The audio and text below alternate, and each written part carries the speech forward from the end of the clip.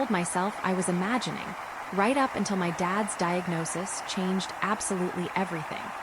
He was diagnosed with pancreatic cancer 18 months before he died an aggressive, unforgiving kind that gave us, the doctors said gently, perhaps a year if we were fortunate.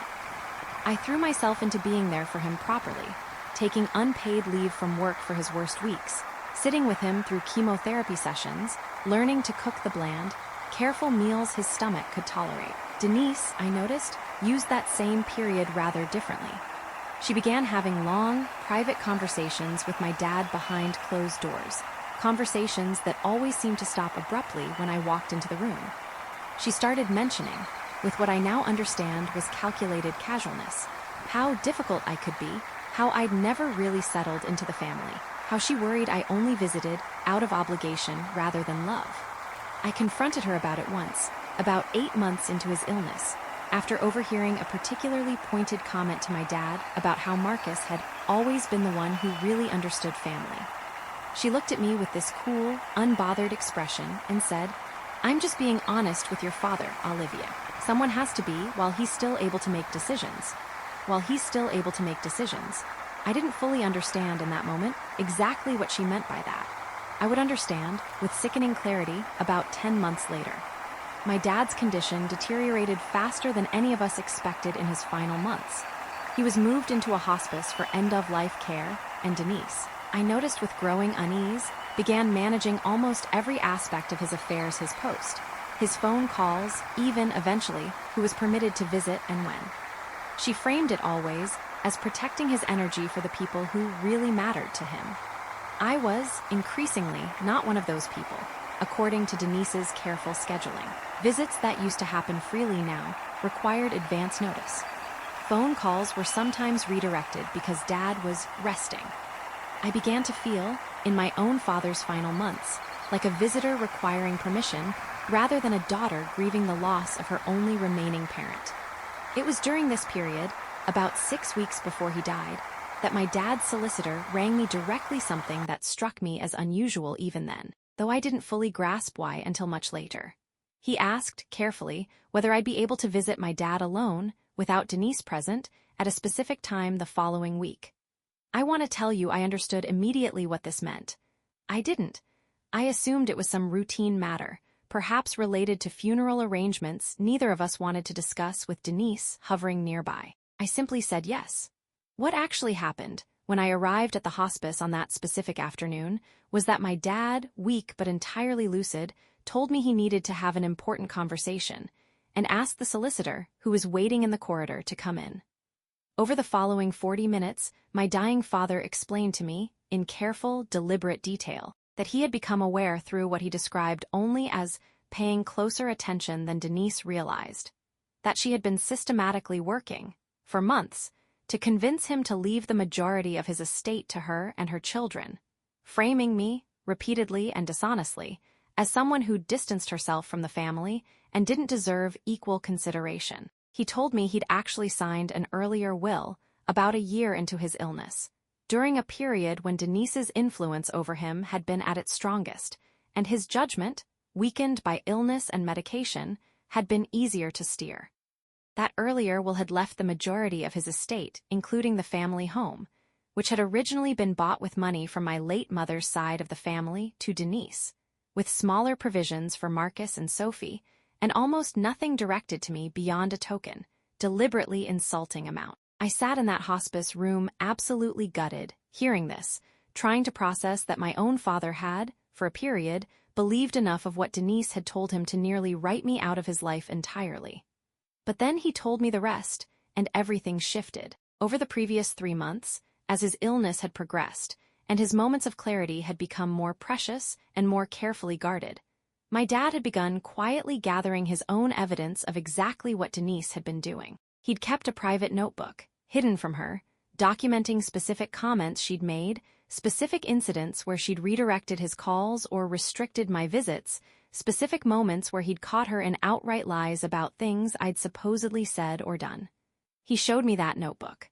I still have it, reading his shaking, increasingly weak handwriting, documenting his own wife's manipulation with the careful precision of a man who knew exactly what she was doing, and was determined not to let her get away with it, remains one of the most heartbreaking and, strangely, most reassuring things I've ever read. I want to tell you about a few specific entries from that notebook, because I think they matter, and because they show just how methodical Denise had actually been.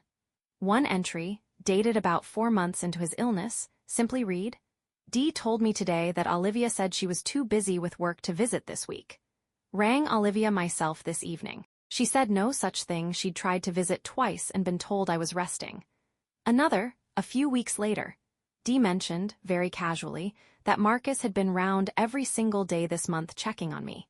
I don't remember seeing Marcus more than twice, starting to properly notice a pattern here.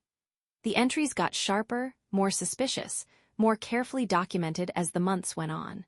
My dad, it turned out, had been quietly cross-referencing what Denise told him against what he could independently verify, checking his own phone records against her claims about missed calls, asking hospice staff directly whether visitors had actually been turned away, keeping a small calendar of who genuinely visited versus who Denise claimed had been round.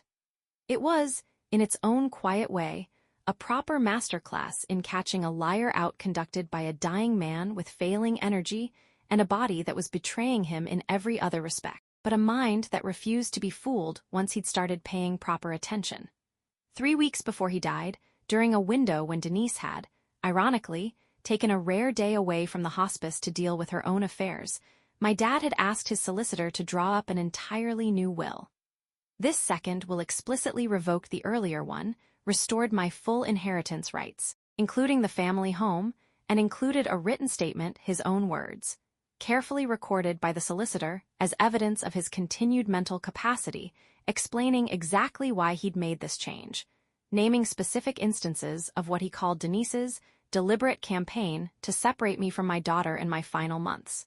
He'd had 2 independent witnesses present, neither connected to Denise in any way, along with a formal capacity assessment from his consultant confirming he was of entirely sound mind when he signed it, specifically to protect against any future challenge to the will's validity.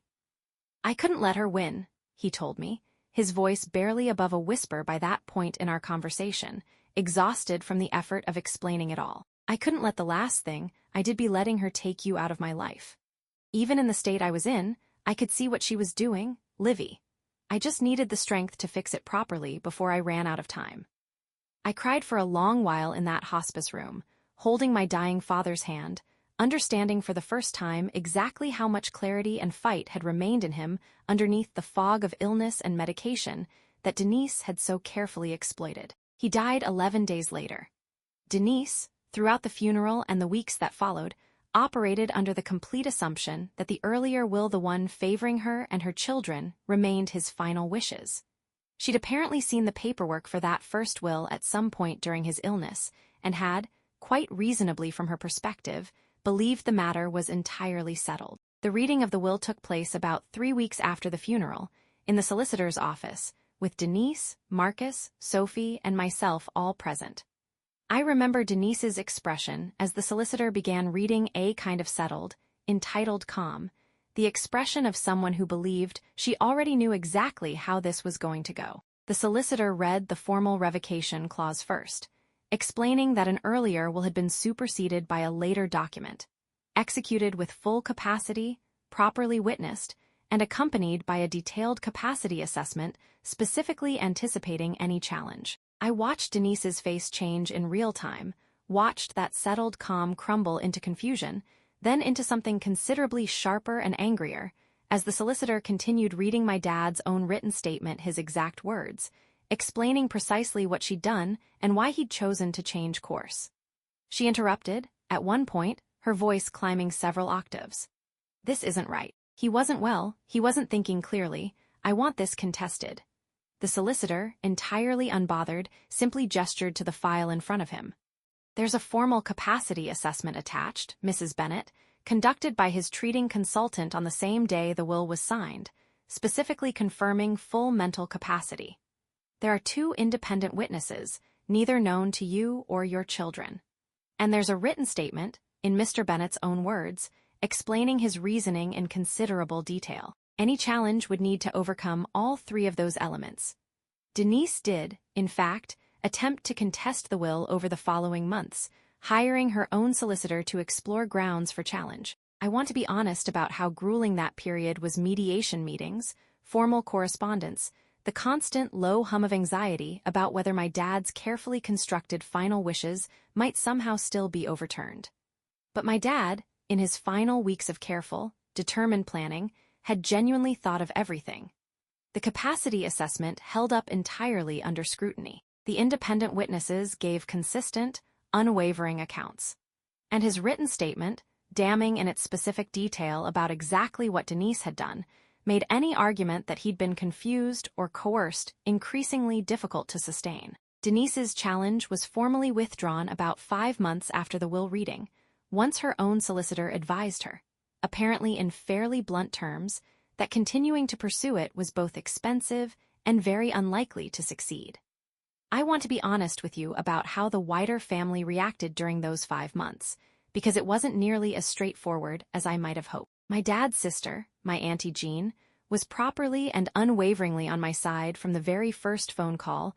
She'd apparently had her own suspicions about Denise for years, and told me, quite bluntly, that she'd always thought there was something off about how quickly Denise had repositioned the family photos on that mantelpiece after the wedding. Other relatives were considerably more hesitant. A few cousins I barely knew suggested, gently, that perhaps I should let Denise have some of it, for the sake of peace.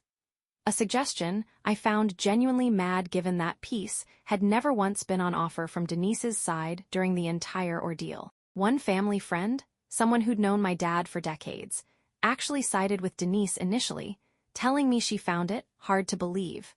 Denise would do something so calculated right up until I showed her a photocopy of one of my dad's notebook entries, at which point her entire tone shifted rather dramatically. I learned a great deal during those 5 months about which relationships in my life were built on genuine loyalty and which ones simply hadn't been tested yet.